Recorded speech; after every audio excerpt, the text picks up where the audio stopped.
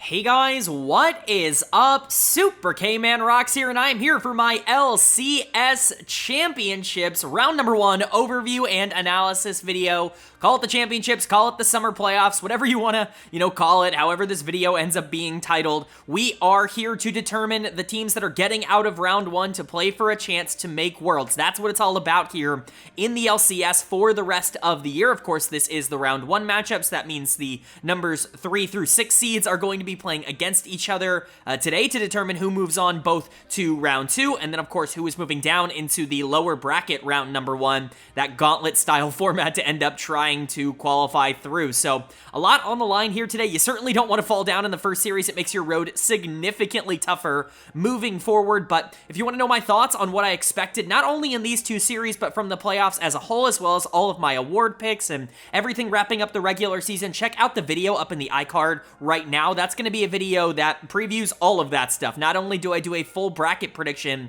for the playoffs, but like I said, I give all of my award picks, MVP, Rookie of the Split, as well as all 3 of my All-Pro teams. Let me know what you agree or disagree on in that video. But today, of course, we're just going to be covering round number 1. No extracurriculars to go over in this one. We will quickly be talking about our upcoming series for next weekend at the end of the video, but most of today will be spent, as I said, covering this upper bracket first round. So without further ado, let's get right into it. If you are new here, what we are going to do in this video is go game by game in both of the series, talking about the advantages and the disadvantages that each team was able to generate. I'll be giving a player of the game and a dud of the game for each individual game that we cover, and at the end of the series, I will be giving a player of the series to kind of tie everything into a nice, neat little bow. Like I said, we will quickly be previewing the upcoming matchups for next weekend at the end of the video, but most of today will be spent talking about the matchups we got this past weekend. So, without further ado, let's jump right into the analysis. The first playoff series that we ended up getting here in the summer split was probably one of the more interesting ones, at least for me. I think both of these teams are incredibly similar in terms of talent level,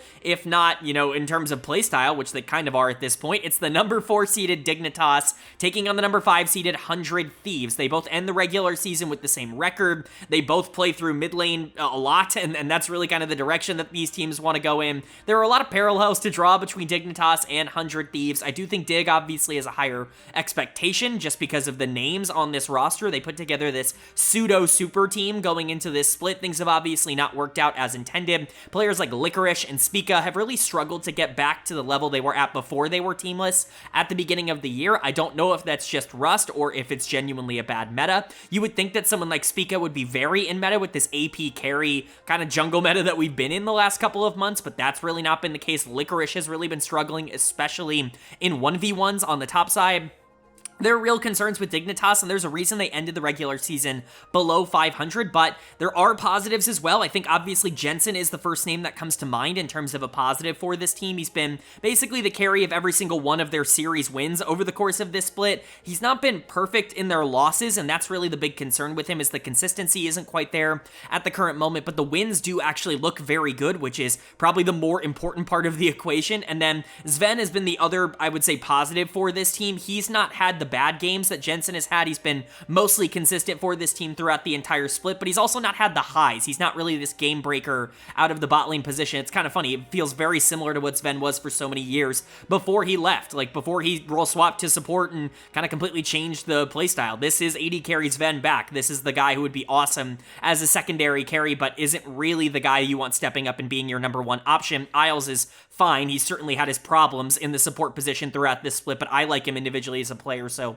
we'll see how that goes. But 100 Thieves actually kind of in a similar boat. You're talking about a team that plays mostly through mid lane. Quid was kind of the guy for 100 Thieves. He was MVP in the spring split, and his role decreased slightly, I would say, going into summer, if only because the rest of the team wasn't winning nearly as much. River, in particular, was not nearly as good in the summer split as he was in spring, but Quid was still the guy that when they did win games, it was almost always through him in the mid lane. So you're hoping that he's going to be able to keep that momentum up. I think mid lane is the matchup to watch in this series, but if you want a more mental rivalry, if you want a more storyline-based rivalry, Tomo obviously coming in here for 100 Thieves.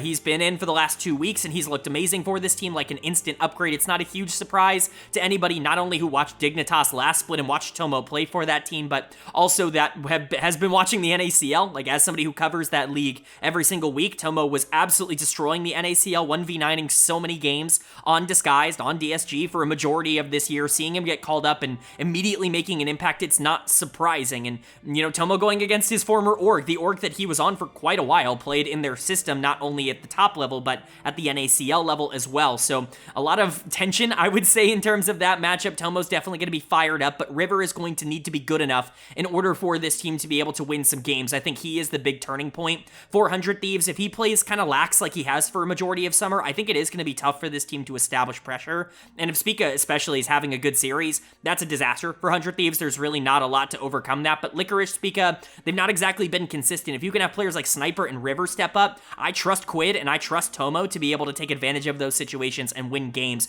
My prediction, if you watched my full bracket prediction, was 100 Thieves in this series, but as you guys know, in my full bracket, I had these two rematching after a couple of matchups in the lower bracket, and I had Dignitas winning that one. And so I really do think this is a lot closer to a 50-50 than it is to me like planting my flag on one side, but I do see 100 Thieves being a little bit more concrete in terms of their game plan, and I think Tomo is kind of what pushes them over the edge for me right now, but it's very slight. Again, I could see either team winning this series, as I said in the previous video, but the only way to find out who actually is able to get the advantage, who actually is able to move on, is to go game by game, and that means starting with game number 1. So let's get into it. The winner of game number 1 was 100 Thieves. They are going to take the first game of this series. They're going to go up 1-0. You guys know game 1, very important. Establishing pressure early on in the series is great. You only have to win 50% of the next 4 games in order to move on to the next round.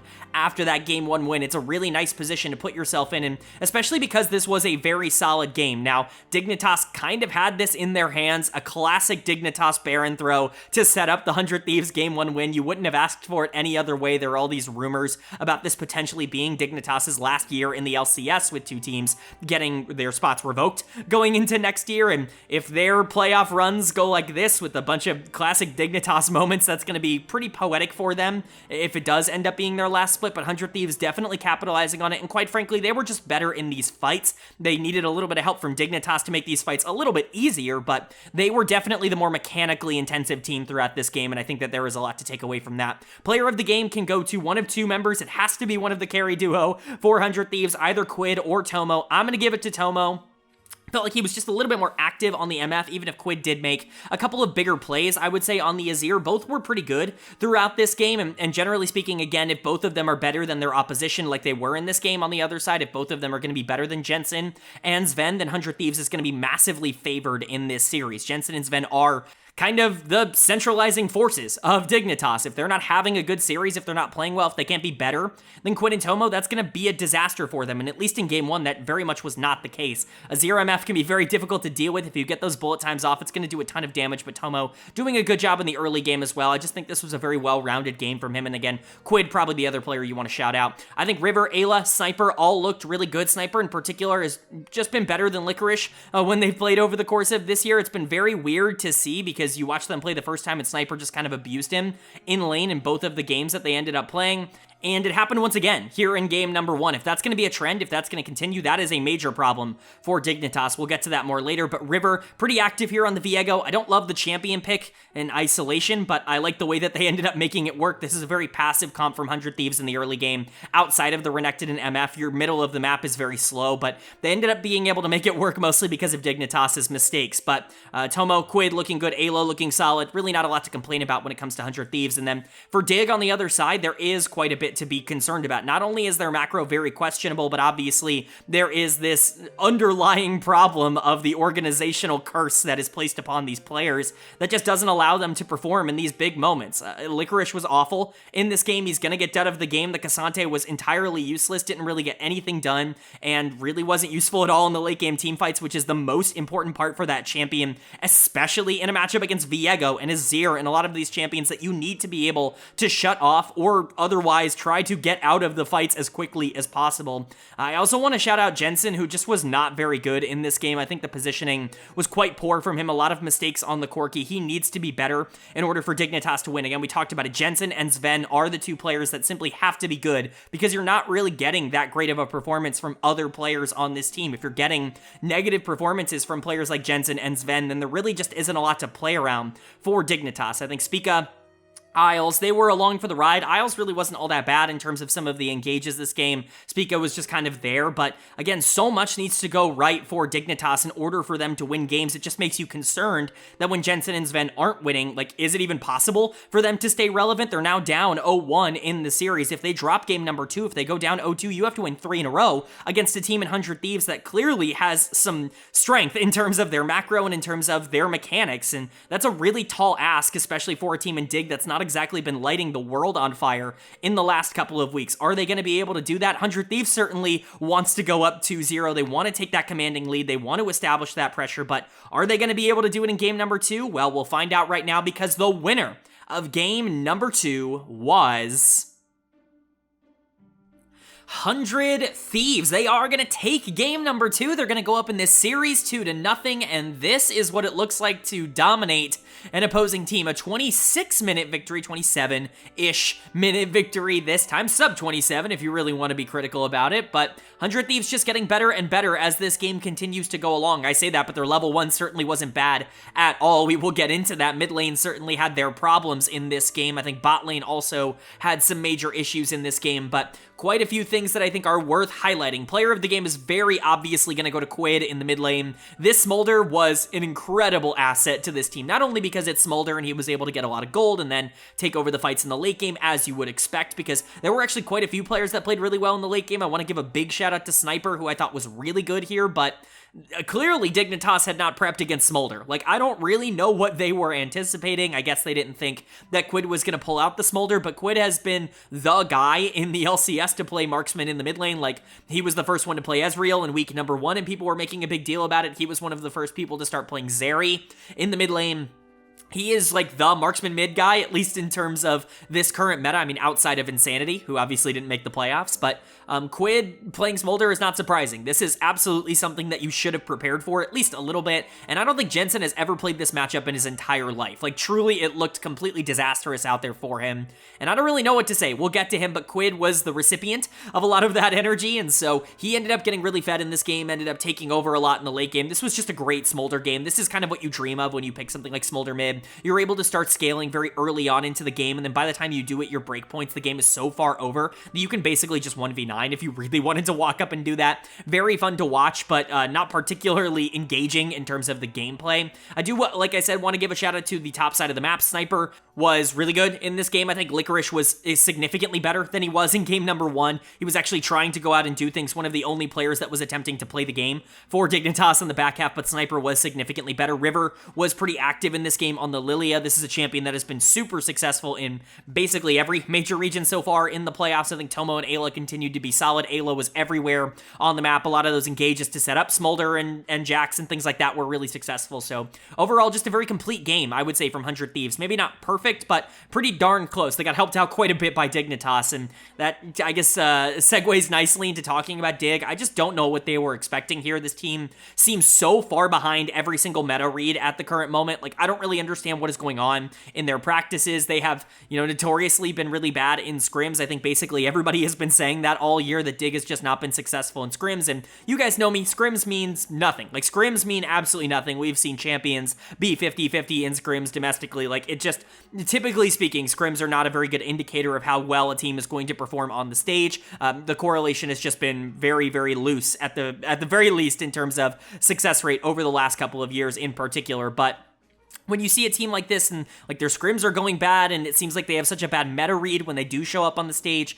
it really makes you question what exactly is happening in these scrims. Like, where is the brain power going? Where is the thought process going? Because I'm not sure they've ever practiced this matchup before at all. If Jensen can't play Zeri mid, why are you picking Zeri mid? And maybe he can play it in isolation. Maybe he knows how to play it into Corki and Lucian and things like that. But if you don't know enough matchups to play it on the LCS stage, then what are we doing B1ing Zeri? It just feels so strange. He's gonna get dud of the game. He basically gives a free kill, multiple free stacks over to Quid and just kind of snowballs him out of control. I don't really know what was happening here. Jensen had a pretty horrific game, and again, it just feels like a mental diff. It feels completely like he just didn't understand what he was supposed to be doing this game. Also worth noting that Sven and Isles were awful here. The Kalista Renata absolutely did not work. You picked that exclusively to try to win in the 2v2, and they still weren't able to do that because Dignitas' early game is just not very good. And so, really a disaster on the bottom side of the map. I do want to give a shout out to Licorice. I was pretty critical of him in the first game, but like I said, he really was the only one even attempting to try to do anything for Dignitas in this game, and that's something to at the very least be commended over, even if it's not anything major. Spica was along for the ride, but you would hope that Brand would have a bigger impact, especially when the middle of the map is going so poorly. Start taking resources for yourself and attempt to carry the game on your own. There are so many things that could have happened in this one to end up fixing for Dignitas, and it just didn't end up happening. I don't really know what else to say for them at this point. It looks kind of doomed. They're down 0-2. They've not really had any pressure in this series. It felt like it was getting worse as it went along. It's a really bad situation. You gotta win game number 3, obviously, to stay alive, but if you get swept out here, like, that's worse. I would say you gotta win game 3 at the very least to prove that you can beat 100 Thieves and to prove that you belong here in the playoffs. For 100 Thieves, you'd love to clean sweep Dignitas out of the upper bracket. That would be the dream here, especially for players like Tomo that have such a vested interest in the result here, and they are one game away from doing it. They certainly have proven that they can beat them pretty confidently here. Can they do it 3 times in a row, or is Dig going to keep their hopes alive by winning this game number 3? Well, the winner of game number 3 was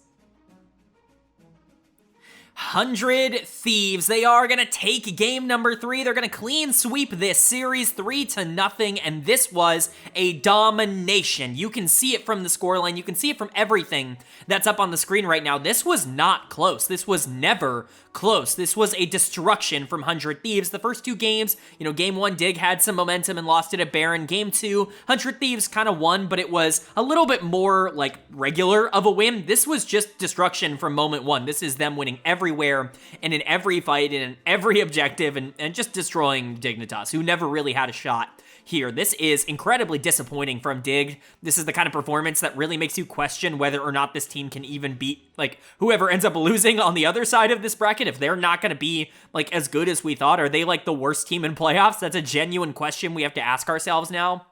It's just a really bad look for them, but 100 Thieves look amazing. They've been leveling up, of course, over the past couple of weeks. Ever since Tomo came in, they've essentially been a brand new team with a lot of life and energy in them, and this has really unlocked it. I think Quid has been awesome all year, but he was unbelievable in this series. He's not going to get just player of the game here for game 3. He's going to get player of the series. This was a very easy selection. The only reason I even considered anyone else is because of the emotional attachment that Tomo, I'm sure, has to the series playing against his former team and doing so well. He went deathless across this whole series. He didn't die a single time in all 3 games, but Quid was the guy for 100 Thieves, and I'm super sold on Quid. I was a real big doubter when he was coming over from the Challengers League. As somebody who watches the Challengers League regularly, I just didn't really see it in Quid. Not that I thought he was bad, just that he was one of those players that I think had really inflated numbers because he played for one of the worst Challengers League teams. Gen G at the time was just not good in the Challengers League back in like 2023, I think it was, in the spring split when he was brought over,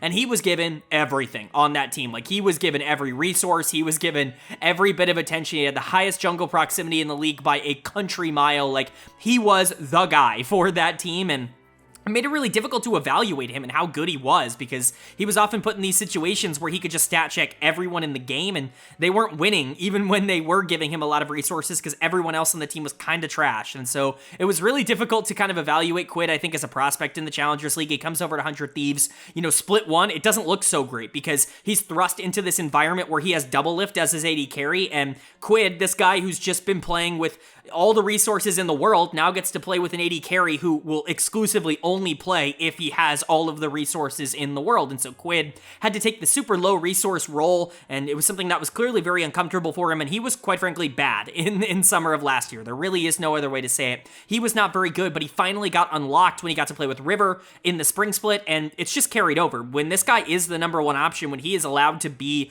the guy with the resources, the one that the team plays through, he looks amazing. Now, I do have questions about whether or not he would work ever as a secondary piece, just because he's kind of really not looked good in a role that isn't the number 1 guy on a team, but I would so much rather have him be the number 1 guy, especially with the construction of the roster that 100 Thieves has right now, than, the other way around. So I feel really good about Quid. I think he is really, really awesome and one of the more talented players we have here in North America. Tomo, like I said, was excellent throughout this whole series. The Senna was exceptional, and generally he just was positioned perfectly. His aggressiveness was there. He's a great laner. That was the big plus on the scouting report from me, is just how good his laning is, and that translated for sure. Sniper just completely gapped Licorice on both sides of this Renekton-Cassante matchup. Never a great sign for Licorice, and then River was really good this series as well. Ayla was also great. Nobody played bad on 100 Thieves. You can't really have a series like this and not have all 5 players stepping up and looking really good, but unfortunately for them, it doesn't get easier moving forward. This is probably the easiest it's going to get for them in the playoffs, and lucky for them, they were at least able to convincingly overcome that. And then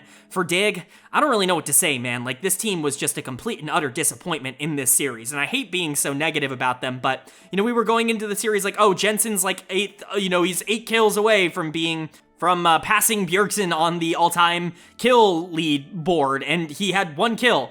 In this game, he had 3 kills this series. We were like, oh, he's definitely going to pass it here. He didn't even get close. He didn't even get halfway. So Jensen played horrible, just completely got destroyed by Quid, who was clearly the better of these 2 mid laners. I feel very justified putting Quid as my second team all-pro mid laner after this series. I'll just say that. But Jensen was a complete disaster. The only reason he's not getting dead of the game for game number 3 is because Spica really was that terrible on the Maokai.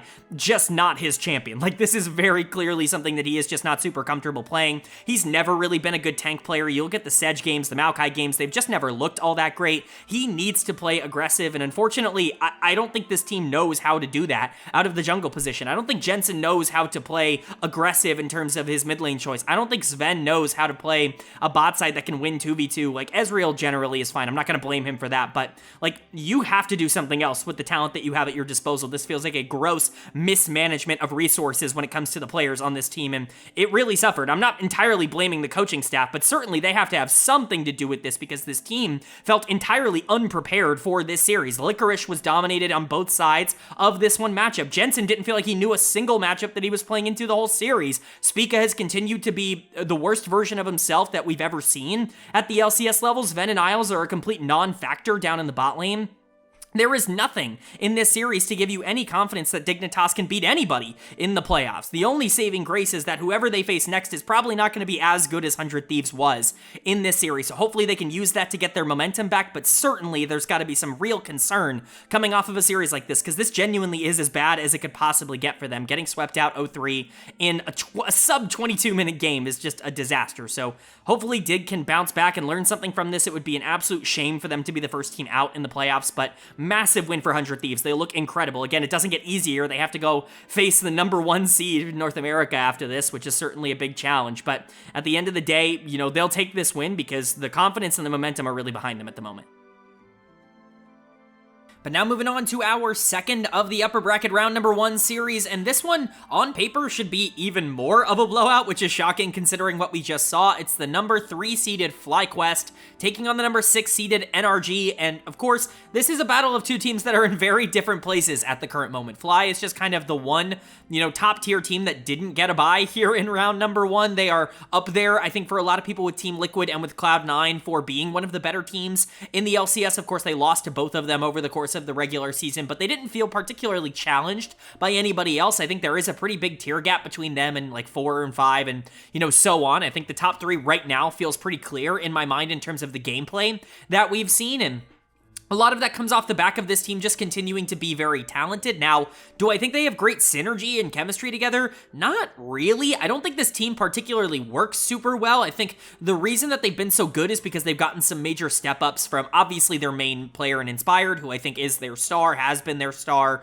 over the course of this year, but from Masu in particular. I think he's really been kind of the secondary guy for FlyQuest over the course of this split to carry quite a few games. People are very high on Quad. The lane stats, when you look them up, look excellent, very good in the 1v1, but he has the exact same problems that he's had for his entire career. And again, I've said this multiple times, maybe I'm just jaded because I've been watching him since 2021, like super closely since he was playing for that DRX team over in the LCK as, you know, the all-rookie roster when he was still called Solka. Like, I've been watching this guy's entire career unfold, and he was one of my most interested and most tracked players over in the Korean system, and he's always had the same issues. He has been a player who's incredibly mechanically talented, very good in lane, but very demanding in terms of resources, and honestly not really willing to give up anything to help the rest of his team. He's not somebody who likes to roam from position. He's not someone that likes to sacrifice waves or things like that. The lane stats look really good because he's one of the few mid laners that actively is just like, I don't care what happens on the map, I'm gonna try to win lane.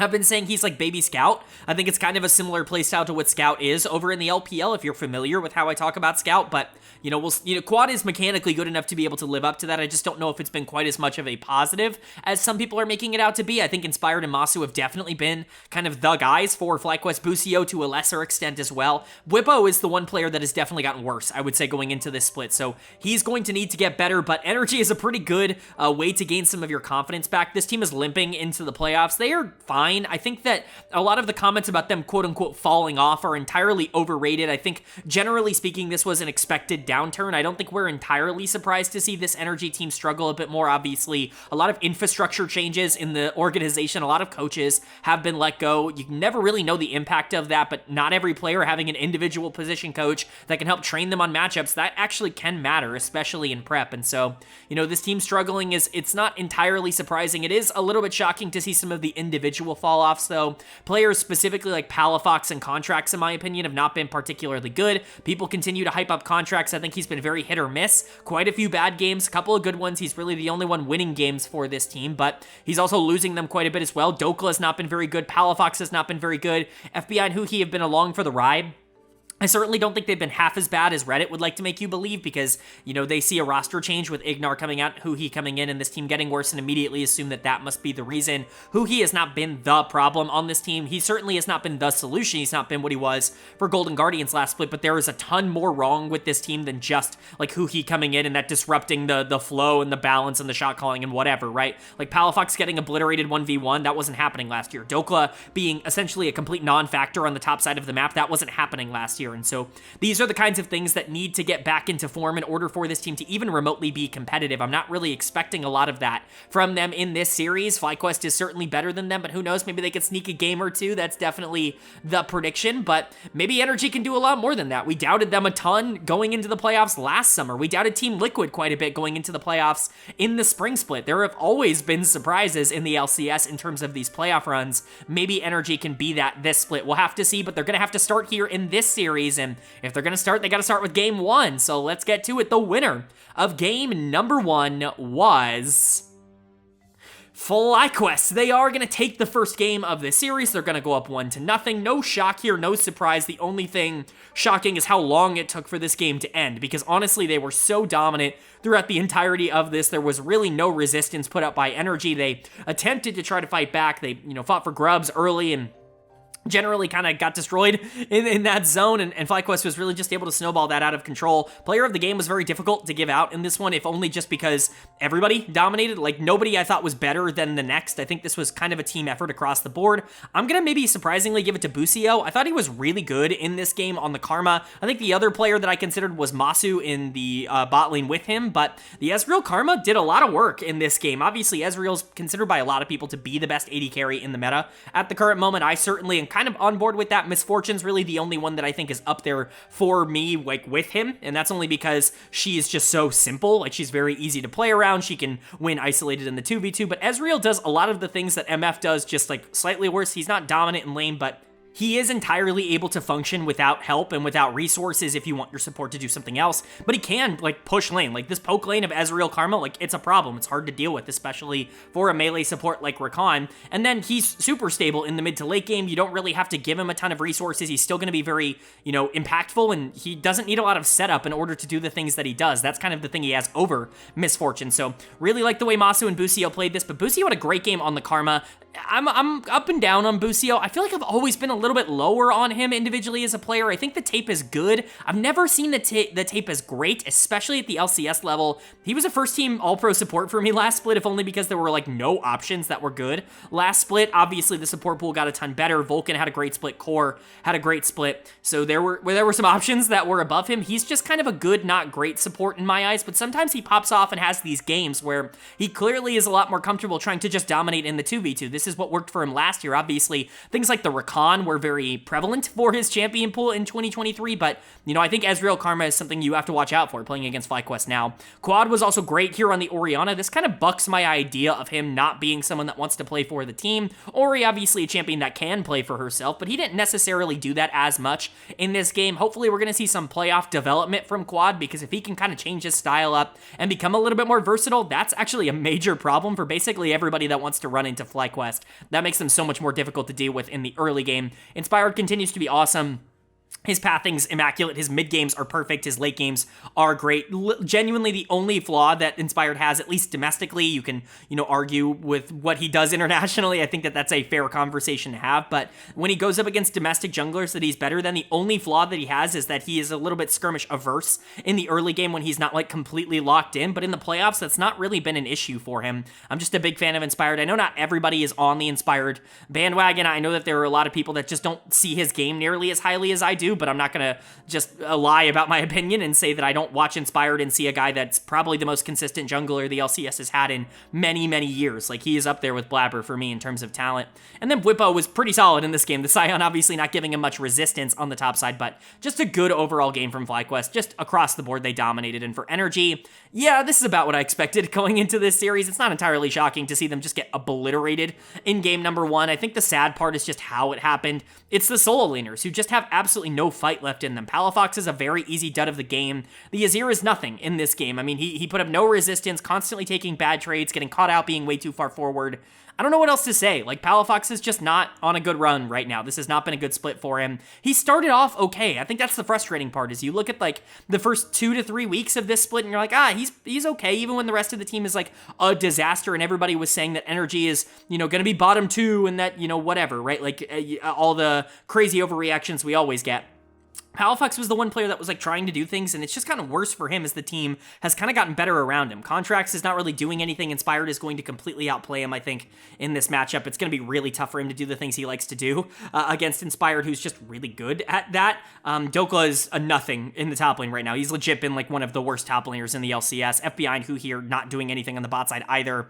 This team just got obliterated. They got destroyed everywhere across the map. If they perform like this in game number 2, this series is going to be a complete wrap. Very similar to what we just talked about with Dignitas. I really just don't see any way for them to fight back unless they come back and win this game number 2 to reestablish some momentum, but it's going to be an uphill battle. FlyQuest, to their credit, hopefully can keep their foot on the gas and not really, you know, let Energy back into the series. They certainly want to win game 2 and make quick work of Energy in the same way that 100 Thieves just did. So are they going to be able to do that by establishing that 2-0 series lead, or is Energy actually going to tie up this series and maybe keep their hopes and their life alive here? Well, the winner of game number 2 was NRG. They are going to take game number 2. They're actually going to tie up this series at 1 apiece, and I'm going to be honest, I didn't see this coming. I did not think Energy was actually going to be a team that competed here with FlyQuest, but here we are. They actually were able to not only compete, but beat them in game number 2 and beat them pretty convincingly. This was not like one of those super back and forth games, although I do think you have to give a lot of credit to players like Quad and Masu, who I think played pretty well for FlyQuest. Masu in particular, I thought had a really solid game on the Misfortune, had quite a bit of a lead and just really wasn't able to do anything with it, mostly because of Energy, like not really because of anything that he did wrong. We'll get to the problems with FlyQuest a little bit later, because certainly not everybody on the team played well, and we will definitely talk about that. But for Energy, yeah, Palafaker needed to show up here. We had been talking about the decline of Palafox and about how he had just not been playing well over the past couple of weeks. Really, the past couple of months have not been particularly good. And so to pull out Corki to really just dominate in a game like this, you really needed to see it. He's player of the game here in game number 2. This was awesome. He took over these late game team fights. 35 plus minute Corki is actually really impossible to try and deal with if you are FlyQuest. And so really big plus to Palafox. They really desperately needed him to play as well as he did in this series, and again, it was just so impressive, really important, and if he's going to play like this, it completely opens up a lot of other options, because everybody else on this team was good in this game when they were able to play through the middle of the map. All of a sudden, Contracts knows exactly what he's supposed to be doing on the Lilia to be able to play around the mid game. All of a sudden, FBI's Jhin looks a lot more valuable when he doesn't have to do all of the damage in the entire game, because Palafox and Dokla and Contracts are getting absolutely absolutely slaughtered, everything kind of falls into place if Palafox can take over as that number one, like A type of carry for this team, especially in this meta where in the middle of the map, that's kind of the whole point of it. And so really important stuff from Palafox and a really good game from him. Like I said, really good from the rest of the team. Contracts was much better here in game 2. His good games still look very good. Like, I don't want to be like a Contracts hater. It feels pretty bad. I have talked about it in the past. Contracts has a little bit of a trend in terms of his career up until this point where he looks incredibly good for the first like year and a half on his new team. And then as he spends more and more time in an org, he tends to get worse and worse. It's been very weird. It happened with Cloud9. It kind of happened with Golden Guardians, you know, 100 Thieves, Evil Geniuses. It's kind of been a trend for Contracts. It's kind of happening right now for Energy, but that doesn't mean the good games aren't still pretty good. This guy's still very talented. He's very aggressive in the early game, and I think that's what lets him get away with playing Lilia in the way that he does. Typically speaking, when you're talking about quote-unquote Contracts champions, you think of things like Sejuani, and you think of things like Zac that really are allowed to do whatever they want in the early game. They're very difficult to punish, and that makes it a lot easier for Contracts to get away with a lot of his bad decisions, and he loves frontlining in team fights. It's just kind of the thing he likes to do. It's clearly what he's most comfortable on.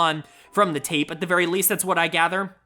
But Lilia, it kind of weirdly does similar things, at least in the early game. You can still play very greedily as Lilia and get away with it if you are able to just tempo a lot, and that's exactly what Contracts did. Very impressive stuff. Huhi was very good in this game on the Leona. Dokla, FBI, they both looked very good. This is just the exact kind of game that you want to see if you're an Energy fan, and not really what you want to see if you're FlyQuest. Bwipo was awful here. I mean, obviously the Volley Bear can be criticized as a top lane pick. This champion's just not all that good right now. There are stat sticks that are just stronger than Volley. Like something like a Dr. Mundo, I think is just a little bit better in terms of what Volley wants to do at the current moment. And, you know, if you want to go for those off-meta, weird, like top lane bruiser picks, I think that there are other options. Even something like a Garen, with it being nerfed, I think it's a little bit worse. But, like, Volley, to me, just doesn't really seem like an option in the current meta, at least from what I know of the champion. But even with that being said, Bwipo still played it absolutely miserably throughout this game. So you can't blame everything just on the champion. I think some of it has to go to his gameplay, which sucks,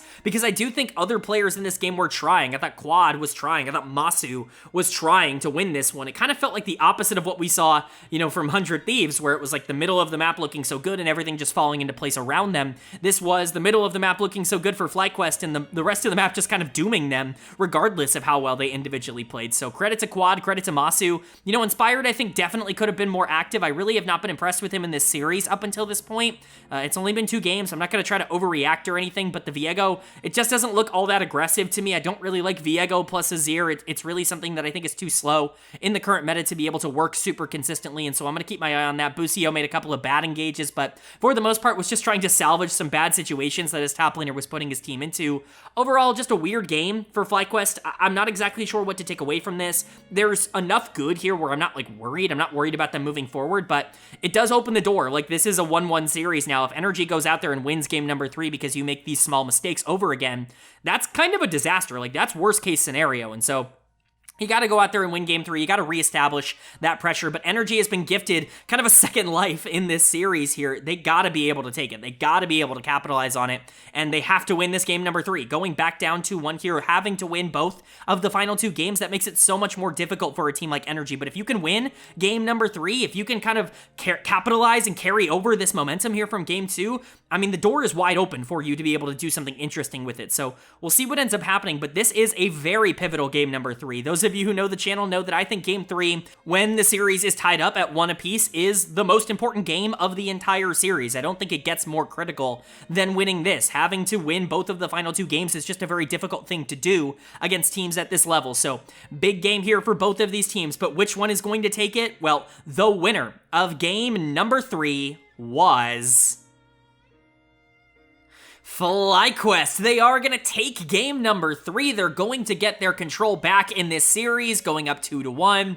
And again, this is what we expected out of FlyQuest. The fact that they lost game number 2 was entirely surprising to me. Quite frankly, I went into this series expecting it to be one of the clearest sweeps that we will see in the LCS all playoffs long. Little did I know it would be the non-sweep here in round number 1, but FlyQuest is going to get at least some of their control back. This was a significantly better game, a much better better draft, a much more cohesive understanding of the game here from FlyQuest, and just generally a much more positive takeaway overall. For energy, yeah, this is more of the energy that I think we expected coming into playoffs. Everything just completely falling apart. The Nidalee and R5 looking like a complete disaster. No good macro plays, just engaging on bad targets at bad times, being way too aggressive, and not really having any follow-up for it. And again, this is what we were kind of expecting going into this series. It just was not good from energy. We'll quickly get to it, a little bit later. But player of the game, it's going to go to Bwipo in the top lane. Talk about a turnaround. Pretty horrible game number 2 on the volley bear from him. He wants to stay on these more aggressive, like, bruisery picks, and so he goes for the Darius. Lo and behold, this is way better. Who is shocked? Nobody. Nobody is shocked that Darius is a better champion right now than volley bear. This was a really good game from Bwipo. I think it's very realistic to give this to a couple of people. Inspired was awesome on the Sejuani. I thought Busio was great on the Bard, but this really was a Bwipo game for me. Was the one stepping up and being super aggro. He took a lot of the highlight plays, I would say, in this game, and he deserves a lot of the flowers. I genuinely think he played great, and I've been very critical of Bwipo over the course of summer because he was so good in spring, and I think the expectations were just so high for him individually as a player, and he's just not really been able to live up to that yet. But if he's going to put out more good performances, if he's going to be closer to what he was in the spring split, then yeah, I'm super happy to change my mind, go back on, what I've been saying and talk about him as one of the best top laners in the league once again. It's just been kind of a struggle to get him back there. Again, Inspired, Busio, I thought they were great here. Both of them on Champions, they played quite a bit. Inspired, if he's going to play a tank, it's almost certainly going to be Sejuani. Again, really the only tank that gives him a ton of, objective control in the early game, and that's something that he really values. He wants to take a lot of these grubs, or at least he wants to fight over them. He wants to take a lot of these dragons, typically speaking. Not so much in this series, actually, which is very funny, but, that's something that Inspired is always prioritized, and Sejuani does make that quite a bit easier to be able to, at the very least, try and skirmish over those things if necessary. It wasn't in a lot of this game, but Busio playing Bard, this is one of his signature champions. At least it's one of the ones I know him most for from the gameplay that, we've seen over the past many years at this point in Pro. He's really good at Bard, and especially with Masu being able to just play like tower defense in the bot lane here against the Ziggs, Busio can be everywhere he needs to be, and he can make an impact in the late game as well. Really good draft here. Quad's awesome. He's been great this series so far. Masu's been great. This was great for FlyQuest. Again, playing around your good players. It's what you need to do. You just need to get a more complete team effort, and that's what they accomplished, I would say, in this game. And then for energy on the other side, not great stuff. Like, this was really bad. Dud of the game could go to basically anyone. I'm going to give it to Huhi. It felt like he was, like, the worst defender of just, like, I'm going to go in regardless of what the situation is. Whatever that invade was with Huhi and contracts on Inspired, I mean, just completely ill-advised. We've actually seen this multiple times, not only out of LCS teams, but we saw this in the LPL when I was covering the playoffs over in that region where, teams are just way too over-eager with Nidalee, and they're very happy to lose any sort of pressure that champion could possibly generate by making garbage plays in the early game, but just not really having a great understanding of where Nidalee's strengths lie and where she needs to be at any given time. Contracts was really awful in this game, and quite frankly, he also kind of deserves dud of the game for the performance that he put on. Nidalee has not really been all that successful in North America. I think a lot of teams just don't really know how to play around it in the early game. I don't think it's some sort of like mechanical gap. I don't think you have to be this tall to ride the ride or be this good to play Nidalee, right? I think it's more so that teams just don't understand the macro element that goes into playing Nidalee early on, and that champion's not going to do a ton else outside of that, and so it really ends up struggling for a lot of them. Palafox was also really bad in this game on the Zeri. This was a lot more of the Palafox we saw in the regular season. It's sad that the Corki game kind of feels like a flash in the pan. The positive games, you never really want to be the outliers, but that's kind of how it felt here. FBI was so passive on the Ziggs, it makes me want to cry. Like, I get the supports were out of lane, and it was kind of a 1v1 down in the bot lane for a long time, but not taking a single tower on Ziggs is just an utter disappointment here from Energy, and it just doesn't really feel like they have any direction. Like, that's the biggest problem is, I'm not going to try to blame all of this on the coaching staff leaving, because that's very low-hanging fruit. It's easy, and we don't know what the coaching staff was doing. I can't evaluate a coaching staff that I've never seen at work, but again, we talked about this with Dignitas. When these teams just lack the basic fundamentals of like the current meta, it makes you wonder what's happening in the scrims. It makes you wonder what's happening in practice. Like, what are we going over? What is happening in VOD review to come to the conclusion that we should play Ziggs in this super passive manner and that Nidalee is what we want to go towards and not really understand how to play Nidalee? Like, it just feels so strange to talk about this with the LCS because the top teams are really good. Like, the tape that we've seen from Team Liquid and Cloud9 and to a lesser extent FlyQuest has actually been pretty good over the course of this year. So, very strange how bad the bottom of the league is, but Energy now with their backs up against the wall, they're one game away from going down into the lower bracket to meet Dignitas, a fate that I'm sure they kind of expected. And for FlyQuest, I'm sure they are going to be, ramping and raring to go to try and get this done in 4 games. They do not want to go to a Silver Scrapes Game 5 against a team that I think a lot of people consider them significantly better than. So a big Game 4 from both of them. Can Energy stay alive, or is FlyQuest going to shut the door on their upper bracket run? Well, the winner of game number 4 was FlyQuest. They are going to take game number 4. They're going to close out this series 3-1, and this is the result that we were all anticipating. A series that, at least wasn't very close in the wins for FlyQuest. This is definitely kind of the expectation for a team of their caliber. They are, in my opinion, so much better than every other team in round number 1 that we all just kind of anticipated them running through this first round. Losing a game certainly wasn't on the docket, but they were definitely the better team here in game number 4. They were in game 3. They were in game 1. None of those games ever felt like they were ever even really tested. Game 1 was a domination, and I think game 4 was right up there with it. Player of the game and player of the series as a whole for me is going to go to Quad in the mid lane. Quid and Quad getting the player of the series in round number 1. Always funny how that ends up working out. It's truly a treat that we get both of them in the league at the same time, but Quad was really good here. I think this might actually be the best series that he's played for FlyQuest.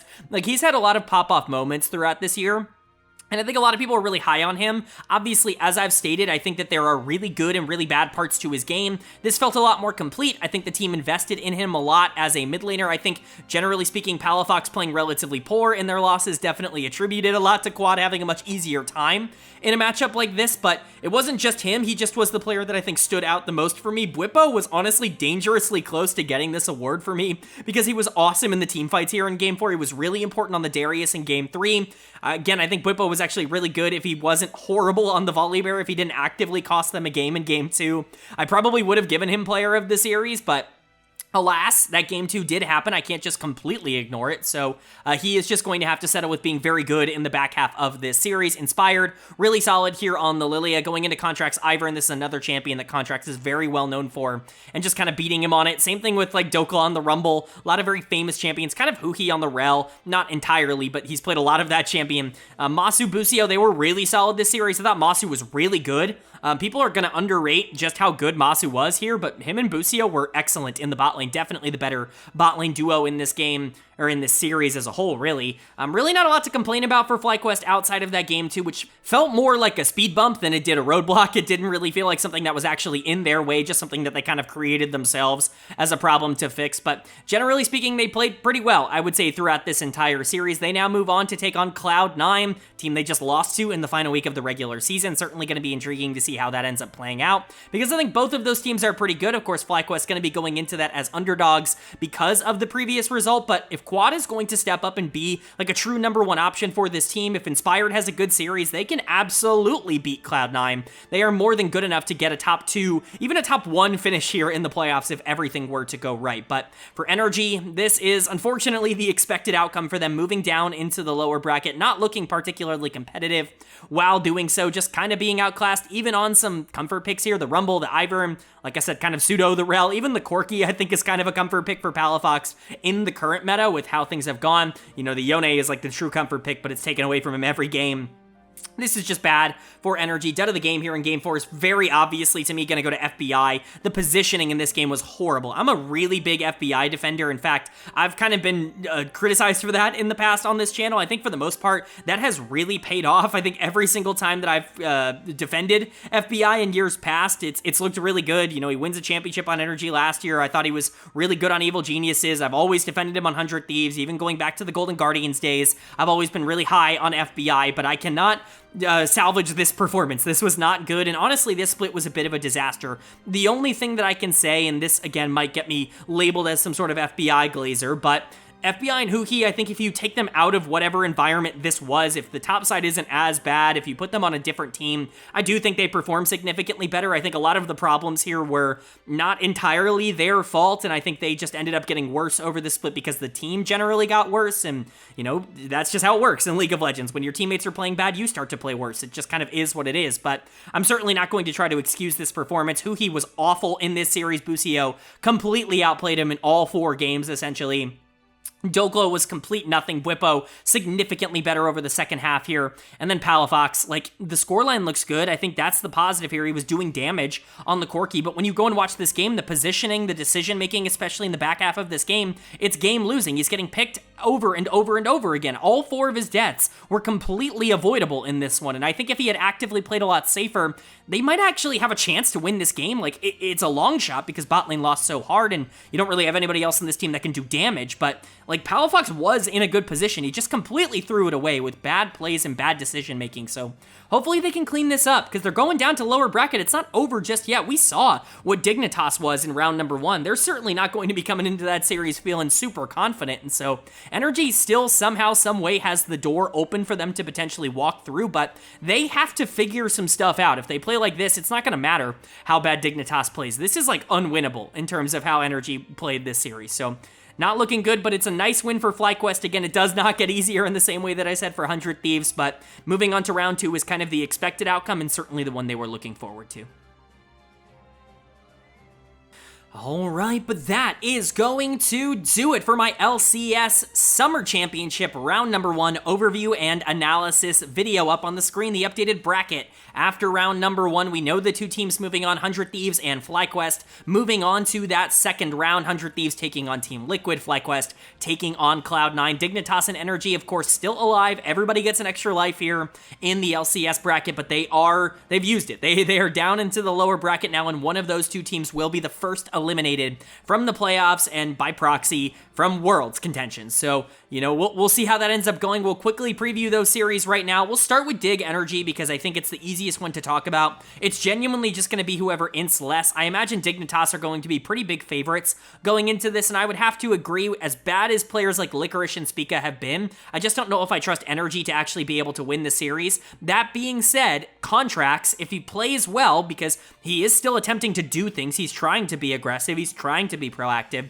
If Contracts can have a good series, and if Spica is continuously not playing well, that's a problem for Dignitas, and I don't really know if they have the firepower to get over that, but outside of that one circumstance, I just don't know where else Energy actually wins. They don't win in top lane, they probably don't win in mid lane unless something drastically bad happens to Jensen, and they probably don't win in bot lane either, and so it's really up to Contracts and whether or not he can actually do anything, and you're still kind of hoping that Contracts can be better than Spica for 5 games, and I just don't know how reliable that's going to be. So Dignitas is definitely my pick in that series, just because I don't really trust Energy at all right now. And then for the upper bracket series, Team Liquid 100 Thieves, I really like this matchup. Team Liquid has to be favorites going into it because they're undefeated, because they've really not been, you know, tested all year, but 100 Thieves is a completely different team with Tomo in the lineup, and honestly, they're very scary. I think there is there's a non-zero chance that they make Worlds. I will just say that. I'm not saying that, you know, Team Liquid's the team that they end up beating to get there, but this is a Worlds qualifying series, and if they do end up winning it, they qualify for Worlds, and again, whether or not they're favorites or not, like, they definitely have a chance to be able to get to that World Championship, which I think is pretty massive for them. And then Cloud9 taking on FlyQuest. You gotta favor Cloud9 just because they beat them the last time these 2 teams played. I think matchup-wise, they also match up really well into FlyQuest. Really, the only time we saw C9 just kind of get obliterated by them was in spring, was in the playoffs in the spring split. I don't know how repeatable that is, though. They really did that off the back of Bwipo being in really good form and Jensen having a really good series, and, you know, maybe Quad can do that. Maybe Bwipo is getting back into form. He was really good here, at least in the back half of the Energy series. You know, there are things to look forward to, but this Cloud9 team is so much better than they were